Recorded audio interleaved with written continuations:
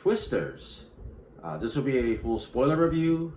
I have a non-spoiler review up on soundandbettermyhead.com if you want to check that out instead, or first, or however you want to do that. I actually ended up giving this a 3 out of 5. I think that was a little generous. Enjoyed the first Twister. Here's a quick thing. This is kind of advertised as a loose sequel-ish kind of thing to Twister. It's really not. It's almost, I don't want to say a remake or a redo. It's the same gist of it. It's like someone said they wrote the movie originally and then they told someone else, hey, rewrite it to like, modern day and, change it a little bit. So it's got the same rough story beats as the original. It's the same basic kind of structure. There's a tragedy early on, and you get someone's needs to get to this tornado to do something scientific that's going to help the world, and then there's a giant tornado at the end, and people got feelings, and that's got to get reconciled throughout the movie. And there's a rival team doing tornado stuff. So that's the gist of it. Like I was hoping they would at least have like one of the characters' parents was one of the characters from the first film, or some kind of real connection to the original film, or some mention. When the closest thing you get is they do have some of the Dottie, not Dottie, but Dorothy, little drone things from the original film, and that's the only reference. They didn't even say where they got them from. They just happen to have them, and there's no explanation to it. So, like I said, that's as close as you get to being like any kind of a sequel to the original Twister. Which is a little disappointing because of the way it was kind of advertised, like you thought it was supposed to be a continuation somehow, some way. Anyways, I think I already covered the plot, but I'll go a little bit more into detail. Beginning, super predictable, like immediately, especially just from the one trailer, and you could tell that pretty much all her friends are going to die, especially the ones that are with her in the first tornado.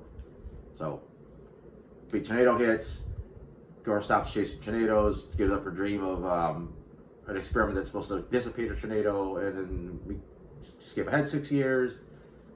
And this is where it takes a weird twist. You would think the goal of the movie would be that she would eventually dissipate her tornado. And this other guy brings her in, and his only goal is to get a 3D scan of the tornado. He's got this new radar, and he convinces her to do that. And it's like kind of weird that it got away from the original concept. And you thought that maybe he'd be like, oh, why we do my thing, we do your thing. But that's not brought out, which is kind of weird. Ultimately, it really doesn't affect the plot of the movie at all. Like, it doesn't matter if they're doing his imaging or her dissipating thing. You're still trying to get to a tornado and trying to get this thing done, and it really honestly doesn't change a lot as far as the basic structure. And then, this time she joins with his team. They're the professionals, and they got all the nice clothes, but they're supposed to be the good guys. And then you get all these crazy redneck hillbillies that show up, and they're the tornado wranglers, and they're loud and driving you off the road and shooting fireworks into it, and they're kind of the bad guys. Except it's clear that their leader is going to be, kind of friends with her later. Just from the trailer, that they're going to become buddies at some point. And then so they make attempt at the one tornado, she panics and that fails. They try the second tornado, it kind of works, but the tornado takes out one of their radars. And then at least finally it does pivot to like going back to her original plan with the dissipation. And then also around this time, the movie does a flip where the guys that you thought were good guys that she was with in the beginning turn out to be kind of mostly a-holes. And then the rednecks are actually the good guys. And then she travels with them. So it's like most of those people in the movie aren't characters; they're just caricatures, or they got things they do. You got the smart guy with the hillbillies that knows, is meteorological terms better than the ones. You got the girl that just flies the drones. You got the guy that gets real excited and yells out, "We got twins!" You got there's posh British reporter that's following them around. Like there's no background to most of these characters aside their leader. And even on the bad guy team, you got her friend that she used to chase with, and you got the guy that's going to play Superman that's just kind of uptight.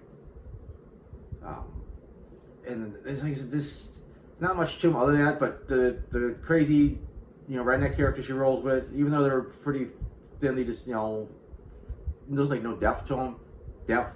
by the end of the movie, I do kind of, they did grow on me, and I was like, okay, I kind of like these guys. And I think that's part of the reason I kind of upped my grade at the end, because I did kind of like those characters by the end.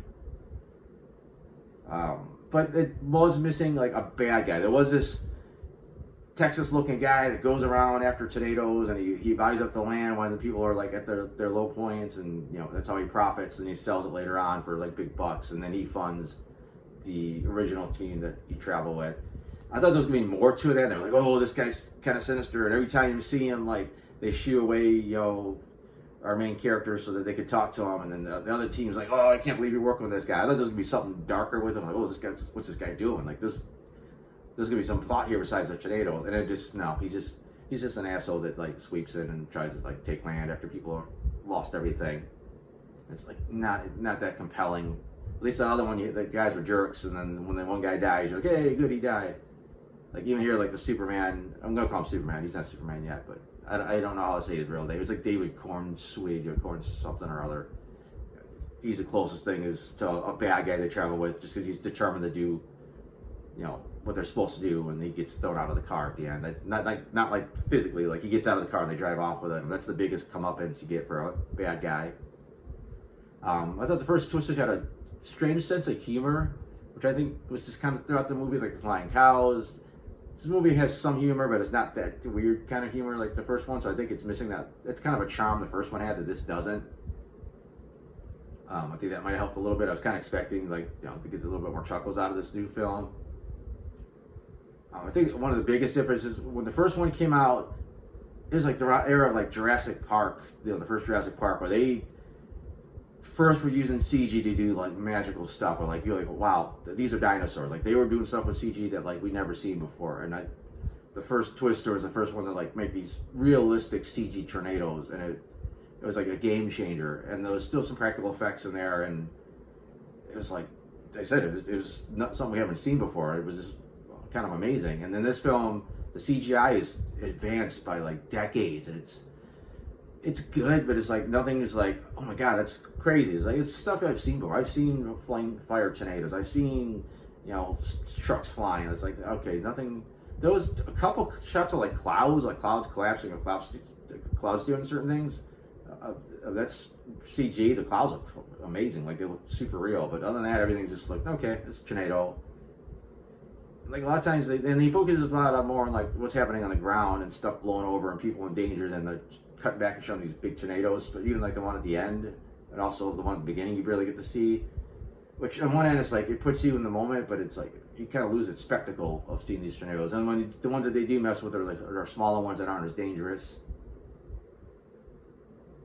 And then you knew there was gonna be like a kind of a love story forced in there, and it kind of works because late in the film, those two get kind of cute together, and you see that they both have a passion for the same thing, and they're not so different like they try to make it seem like in the earlier part of the film.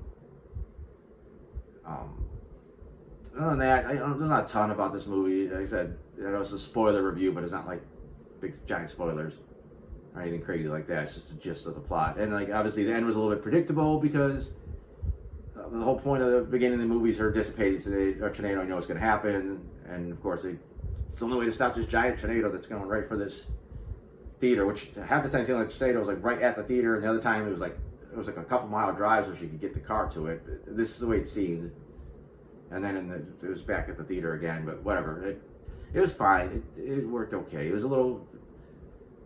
You had to suspend your disbelief a little bit more than you normally would, but for the rest of the film, but that's fine. Whatever. It was a nice moment. And I guess that also opens a lot of like real world questions, like, all right, how would this work? You could dissipate a tornado. How would you do it? Obviously, I mean, she had to pretty much drive into it, and in real life, it'd be pretty hard to get something to the tornado. I guess maybe you could have a drone or something. I don't know. That's real world questions. This is a fantasy movie, basically. But that's about it. I said before, I got the non-spoiler version of this review up. I got other movie reviews. I got TV reviews. I got my comic strips. And that's all at soundedbettermyhead.com. So if you want to check that out, that's awesome. Other than that, thanks for watching.